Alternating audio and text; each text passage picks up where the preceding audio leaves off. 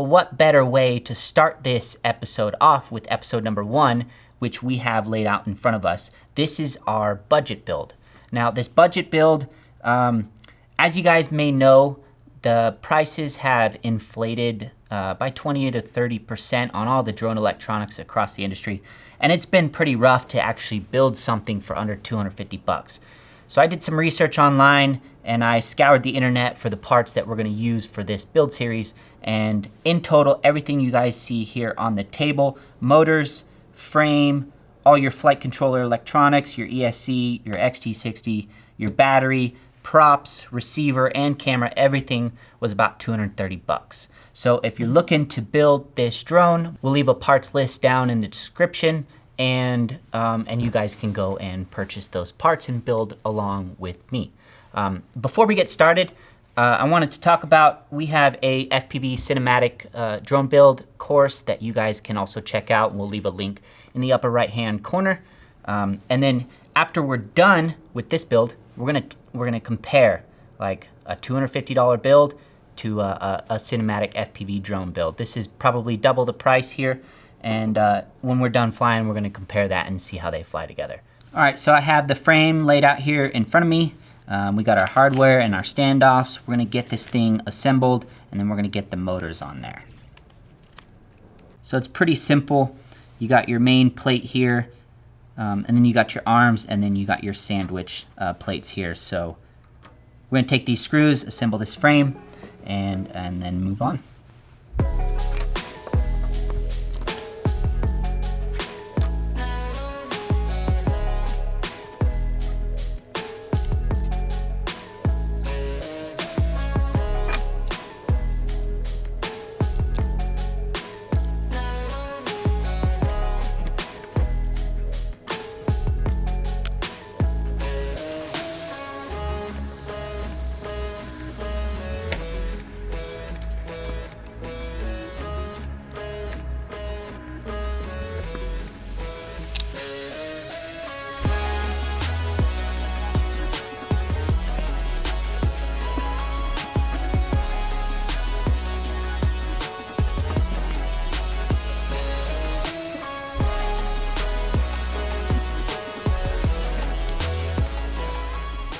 All right, now that our frame's assembled, we're gonna pop this flight stack on. This is our ESC. This one is a 28 amp Zues ESC, and it comes with a matching flight stack here. So we're just gonna mount this right here, right on the bottom.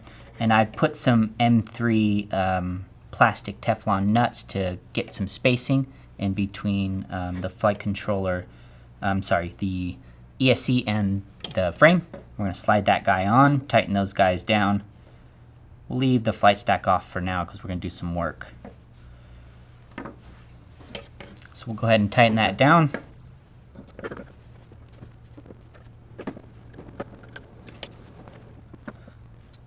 I think this is actually the forward section. So if I pop this in reverse, we should have enough to put our XT60 right on the back there. And then I think our camera's gonna sit right about here. And then we should be able to put the receiver right on the bottom, so that's pretty solid. Okay, let's get these motors assembled, put them on the frame, and we'll start soldering our XT60 and the motors to the frame.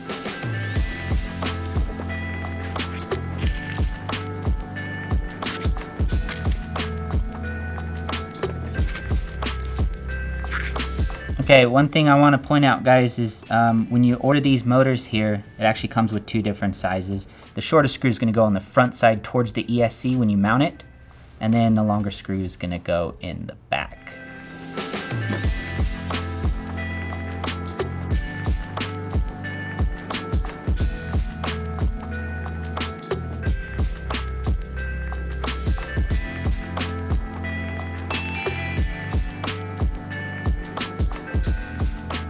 So this frame was pretty cheap. It's like $16, $17. And typically what I've seen when they have frames, especially with the motor holes, is they actually make these kind of oval shaped. But what they did in this case is they just drilled 2 holes for 2 size mounting patterns. And you can see that there's kind of an edge to each of the hole. And when I put the motor on, it doesn't quite line up, and I feel like I'm gonna strip the threads out. So what I'm gonna do is I'm just gonna file those edges down so that I can get the motor screws in there, and that way I don't have to worry about stripping out these brand new motors. Here you can see I'm just pointing out the fact that the manufacturer didn't chamfer the holes for us. No big deal, it took me like 5 minutes. Just made the holes a bit wider so the motor screws could fit in. Here you can see I'm installing TPU spacers. These are great. They provide some vibration isolation, and also they create some space between your stators and your motor threads, or your motor screw threads. And that's just to ensure that they don't short against the motor screws.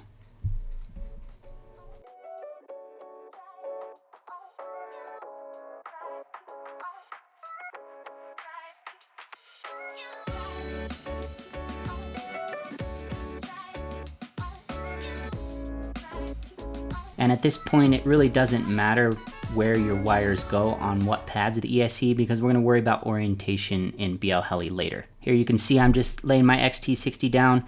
What's great about this ESC is there's holes in the battery leads, and that capacitor slides right in, and you can bend it over and tape it to your wires. Pretty easy and clean install. I like to tape my motor wires down, just makes for easy soldering. When you're ready to strip and tin them, you can just lay them right on the ESC and put them in place.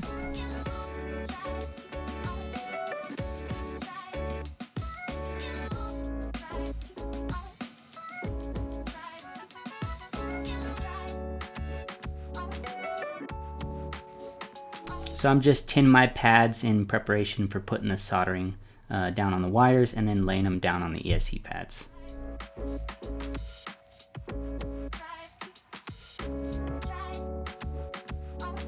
Now I'm taking my capacitor and I'm just mounting it to the ESC. Next I'll tin my battery leads and put both those guys on there. Now it's really important when you're done to not only scrub your ESC with isopropyl alcohol, but that gets rid of any solder balls that may have adhered them to the ESC. Here I'm checking continuity between power and ground, and I hear no beeps, and we're good. I'm going to grab my battery and a current limiter and plug it in. Now this current limiter, you can make it yourself. That's a 3157 automotive tail light bulb. You can just pick up at AutoZone and wire it in series, or you can buy them online, and we'll leave some links down in the video description. What's really great about this flight stack is Zues actually took the time to create a diagram for us, and it makes super easy. We don't have to search for where we're going to put the wires at. It's all labeled, and if you just follow the diagram here, I have listed my video transmitter and where the cables go to the flight controller. So I'm just talking about where they're going to be seated, and then next is the Crossfire. Same thing, it's all labeled, and I'm just prepping the flight controller, figuring out which pads to tin, and getting ready to install my flight controller.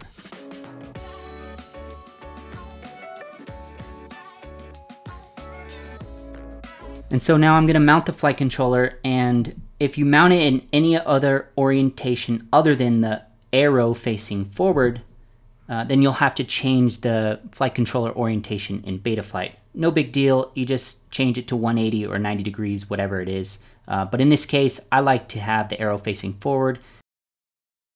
Next, I'm just laying out my wires for my video transmitter. I'm leaving them a little bit long so I can cut them to fit when the VTX is installed on top of the flight controller.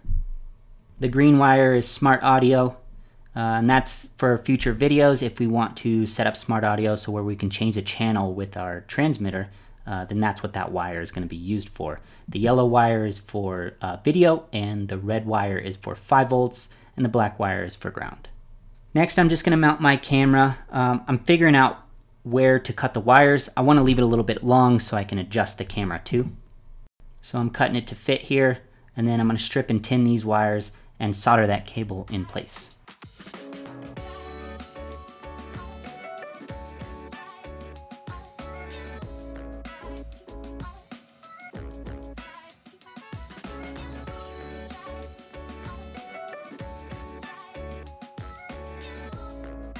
Next, we'll grab this Crossfire receiver, and the first pin that I'm pointing at is the one next to the antenna, and that one is ground. So it goes ground, 5 volts, channel 1, and channel 2. So I'm just laying out my wires. I'm going to use the black wire for ground and the red wire for power.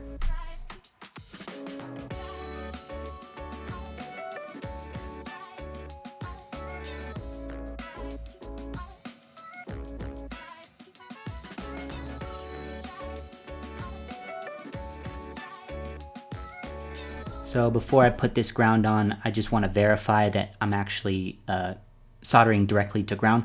I've had instances where the ground has been on the opposite side of the antenna, and it's a good thing I checked, because had I not checked, I would have smoked my receiver. So I verified that and we're all good. That's definitely ground. So we're going to solder these wires in place.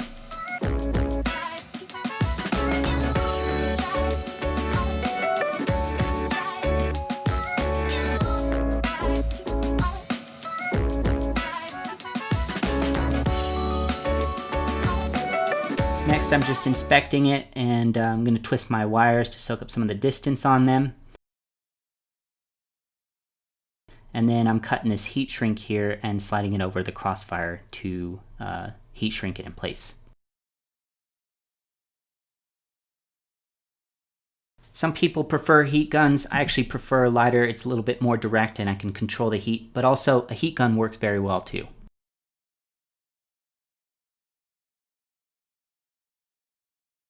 And you just want to make sure that you cover the wires and the antenna at the same time.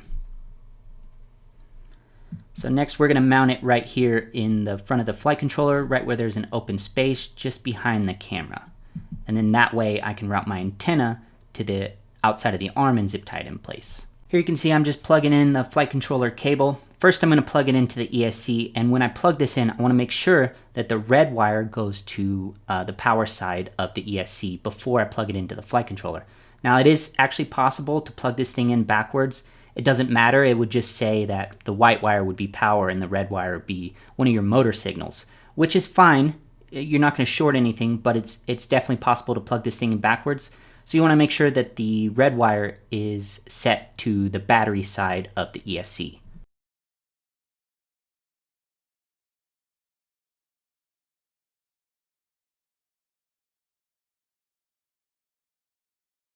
So I'm just tinning my Crossfire wires here, and I'm going to solder them according to the diagram. Just put them to their respective pads and solder them in place.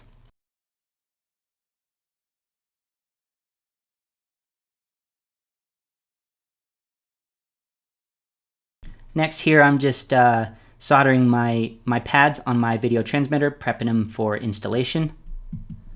I'm going to install these M3 Teflon standoffs and then put the video transmitter right on top of those.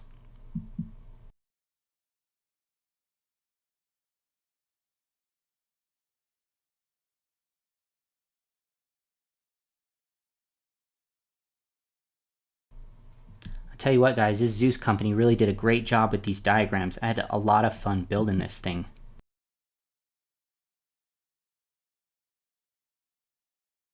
What's really nice about this camera and this frame is it actually comes with camera mounts. They're TPU printed, real easy to install. You just screw them on the side of the camera and slide them right over the standoffs.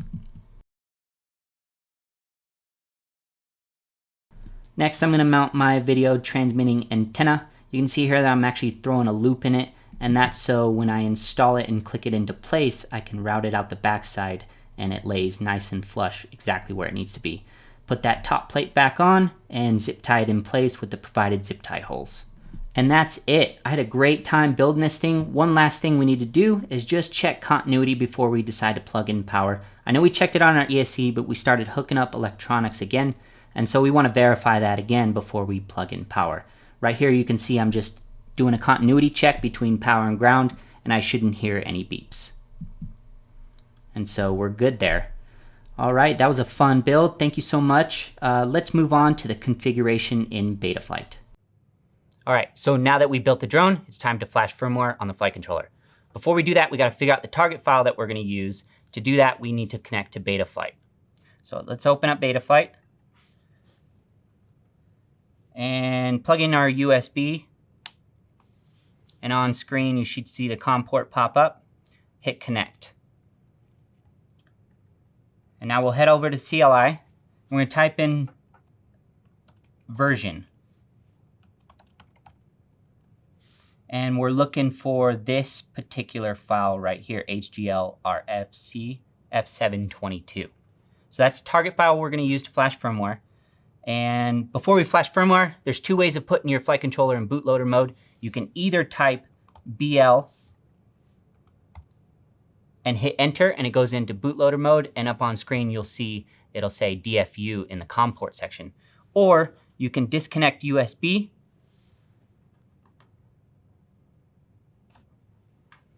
and you can hit this little bootloader button that's right next to the flight controller right here. If you press and hold that button and you insert the USB, you'll see up on the upper screen in the COM port section, it'll go into DFU. So now that we're in DFU, let's click on Update Firmware.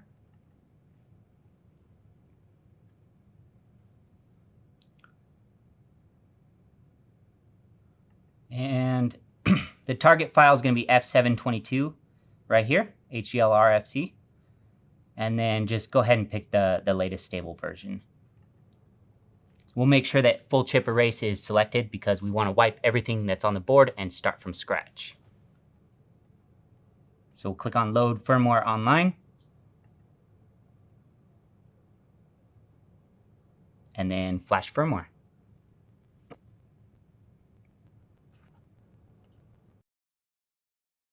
All right, firmware has been flashed. Let's go ahead and cycle power real quick. Close out Betaflight one more time, reopen it. And now it's time to bind the transmitter to the receiver. So turn on your radio.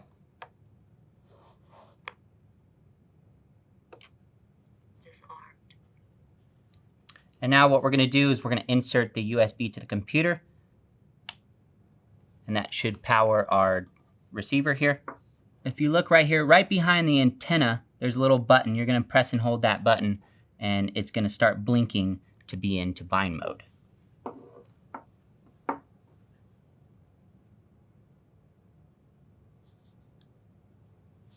You see a blinking green light. Then you'll press the systems key on your radio, and you'll scroll down to where it says TBS Agent Light. Press enter, and then go into your transmitter section. Before we hit bind, let's scroll over to where it says radio settings. If you're here in the US, you're going to want to make sure that you set it to 915 megahertz. If you're across the pond over in Europe, you want to make sure that you set it to 868.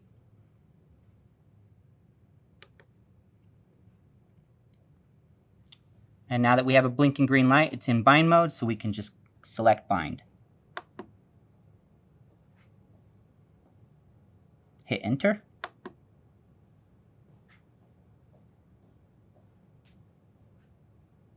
And it's asking if we want to update the receiver. We'll hit enter.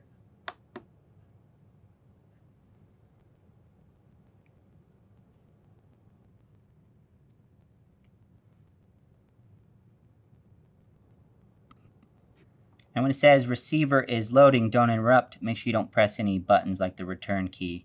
You have a fast blinking green light. That means it's updating and finalizing right now. And you should see a solid green light when we're done. There's our solid green light. Now we can hit the return key. So we'll navigate back into the TBS Agent Light. And let's look at our settings for Crossfire receiver. Now we're going to go into General section. And we're going to switch the mode to 12-channel mode. And the reason I'm doing this is because I want to output link quality on channel 12. And I want the 150 hertz update that 8-channel mode offers. Now, if I was to stick on 12-channel mode, I'd be stuck at 50 hertz. But I'm going to show you a little trick here. If you switch it to 12-channel mode and you put link quality on channel 12 and you switch it back to 8-channel mode, you can fly at the 150 hertz update and still get link quality on channel 12. So we'll hit return and we'll go to channel map. And down here you should see on channel 12, I should have link quality. There we go. Channel 12 is set to LQ. So we'll return. We'll switch this back to 8-channel mode. And then we'll hit return.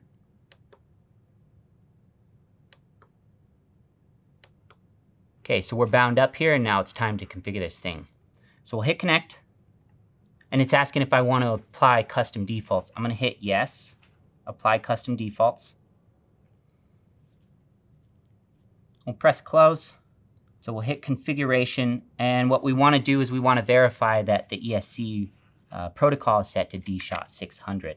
And the reason why we want that is because we need to be able to use pass-through to flash firmware on our ESC. And in order for that protocol to work, it has to be set to a digital signal for the USB to communicate to your ESC. So now that that's set, let's just verify our motor directions. So I'm going to click on the Motors tab, plug in a battery. Of course, the props are off. Never put props on the bench. So motor 1 is going to be the rear right. Motor 2 is going to be the front right. Motor 3 is going to be the rear left. And motor 4 is going to be the front left. So I'm going to enable this checkbox, and I'm going to spin up motor 1. And Betaflight says that it should spin clockwise. And it's spinning clockwise. Motor 2, front right, should spin counterclockwise. And it's spinning clockwise. So we need to reverse motor 2. Motor 3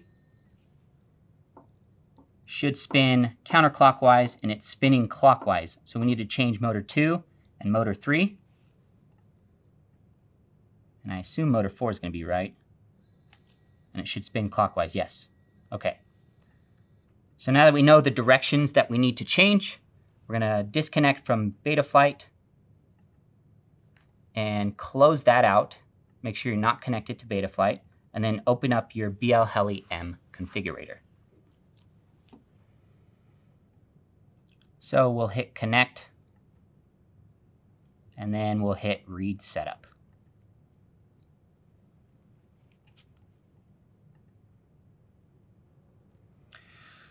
So what we need to do is we need to change the direction, but before we do that, we need to flash firmware on the drone, on the ESC, in order to take advantage of bidirectional D-shot or RPM filtering.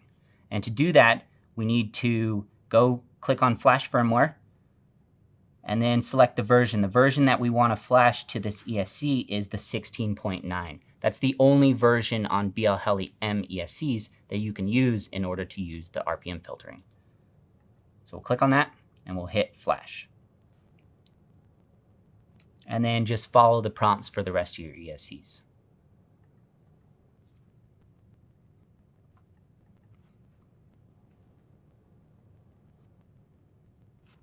All right, so the firmware is flashed. We're going to make some setting changes, and then we're also going to change the direction of the motors that we need to change.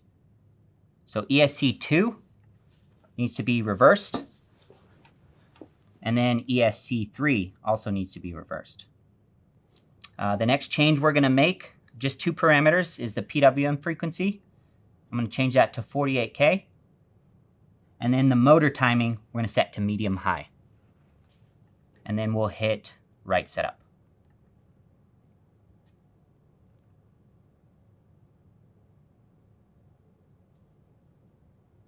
Okay, now that that's written, let's hit disconnect.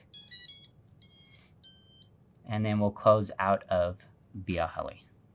Now that our firmware on our ESCs have been flashed and the motor directions have been changed, let's go into Betaflight and configure the software.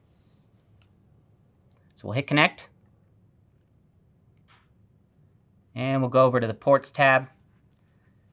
And UART1 is selected for the receiver. You can see on Crossfire we've actually used UART1 here, set to channel 1, and it goes to R1 and T1 respectively. So that's good there. On the configuration tab, We want to enable bidirectional D-shot. And this number right here, 14, is the number of poles of magnets on your motor. So if you're unsure, typically most 5-inch motors have 14 magnets, but if you're unsure, just literally just grab your motor and actually count the individual bells on the actual bell itself, and that'll tell you exactly what number you need to put in. So we're going to turn off the barometer and the magnetometer, put in a craft name.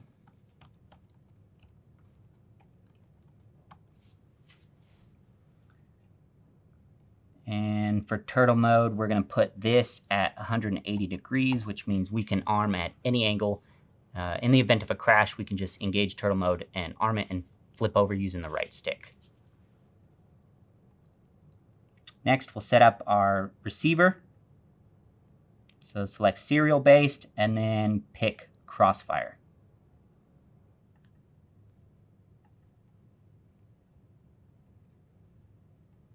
Definitely want OSD, so let's turn that on. And then this D-shot beacon here, we're going to set the beacon tone to 3. That's typically the loudest one. What we're going to be able to do is, because we don't have a beeper on this thing, we can actually set up a switch to beep the motor so it acts like a beeper. We're going to put it on beacon tone 3. And then when we lost an RX signal, meaning we fail safe, it's also going to beep on the motor, so we'll turn that on. And then we'll set up a switch for beeping. And then we'll hit save and reboot.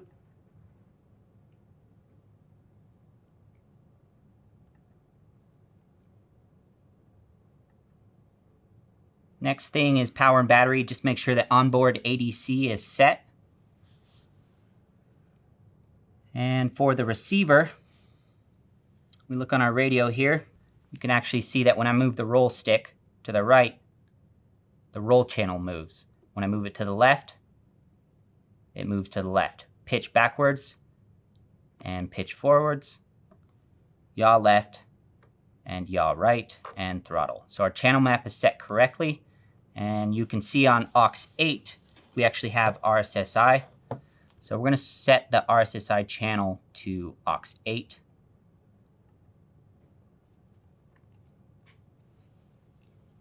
And I actually need to adjust the subtrims, especially on roll, because we have 5 points of deadband. So if I hit the model key, and I'm going to scroll over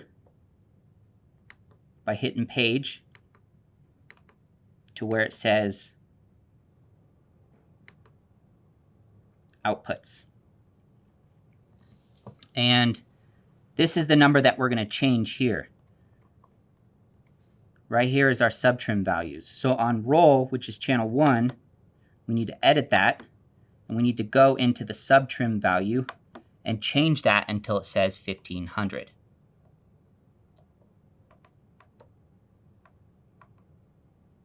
There we go, 1.1. And then hit return. And it looks like all the other values are in line, and they're right at 1500.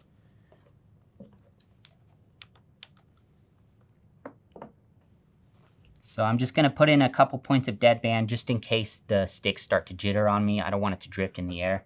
So I'm going to put about 2 points there and 2 points on yaw. And we'll hit save. Now we got switches set up here. We got ARM, which is on channel 1 or aux 1. And then we have our turtle mode switch, which is aux 3. And if you need to set those up, you're just going to hit the model key, and you're going to page over to where it says mixes. And down here, you'll edit channels. So channel 5, channel 6, channel 7, you'll just output whatever switch you need to put on those channels. So if you go to channel 5, you press that and you edit. If you scroll down to where it says the source, you can highlight that and flip whatever switch you want, and then it will output that switch on channel 5. When we turn off the radio, I want to be able to measure 0% RSSI in the OSD. So right now as it sits, if I turn off the radio, you can see on screen that aux 8 doesn't actually drop to 0. So to change that, go up here to where it says Enable Expert Mode. And we're going to go into the Failsafe section. And on aux 8, we want to set a value of 1000 when there's no signal.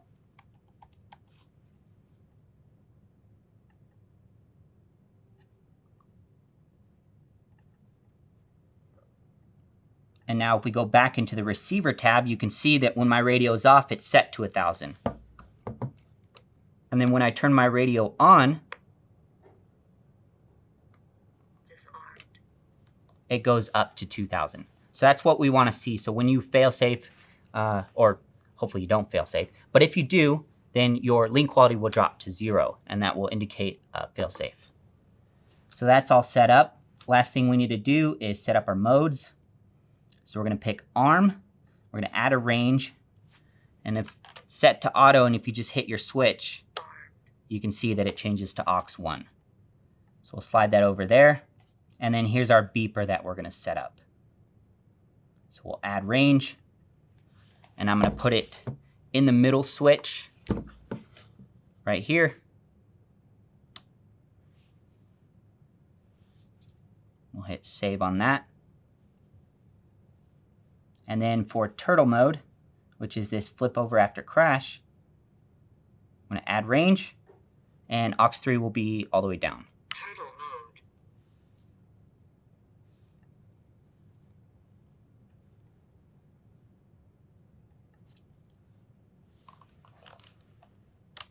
All right, so the last thing we need to do is just set up our OSD,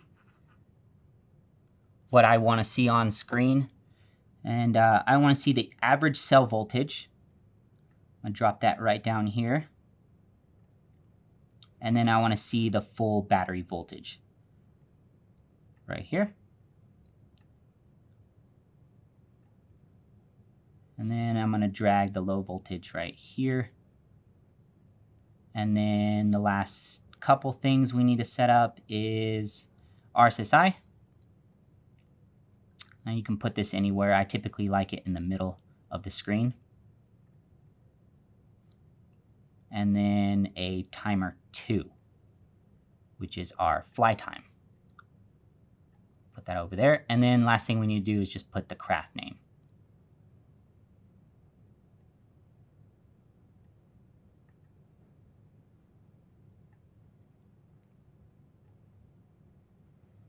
And we'll hit save. Now over here in the PID tuning section, we're not going to change anything here. We're just going to fly these on defaults. I think most people, when they build this thing, they're just going to fly defaults. And we're going to test to see how this thing flies on default, everything. PIDs, filters, everything, rates. And then for future videos, we're going to spend some time actually tuning this thing and getting it flying a little better. So we're just going to leave everything on default. We're going to hit save. And we'll go ahead and disconnect. And one thing you want to check before you go out and fly is that when you plug in a battery, Telemetry lost. Telemetry recovered. and you arm your motors, System on. Ready to fly. if you arm your motors and yaw responds correctly, so when you move the yaw stick to the left, the drone responds, that means your motor mixing is set up correctly and your motor direction is set up correctly, and you should be good to put on props. So we're going to test that before we go fly.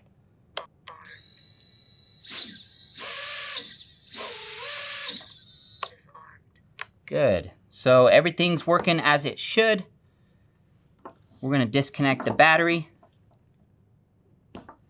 And let's put on some props and go fly this thing. So remember that motor 1 spins clockwise, motor 4 spins clockwise, 2 and 3 spin counterclockwise. So when you put your props on, motor 1 spins clockwise, so the leading edge is the highest edge of the propeller. That should be facing the direction that the motor is spinning. And then vice versa on motor 2 and 3, it should be the opposite. So props in for motors 2 and 4, and motors 1 and 3, props in.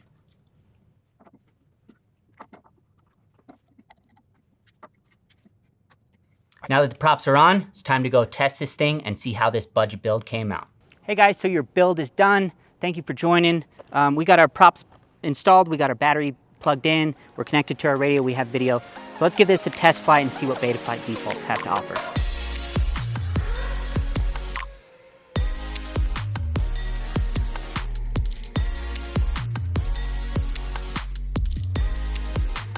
Oh yeah, okay, so right away this is pretty good. A little bit of prop wash, nothing a little PID tuning can't fix. The rates are a little bit fast, but little bounce back on roll and flips. Oh yeah, see, this is totally flyable.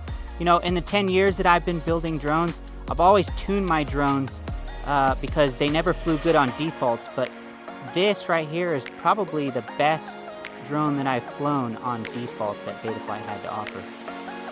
I'm pretty stoked with this. Man, 230 bucks, man, you can't beat that. This thing flies great.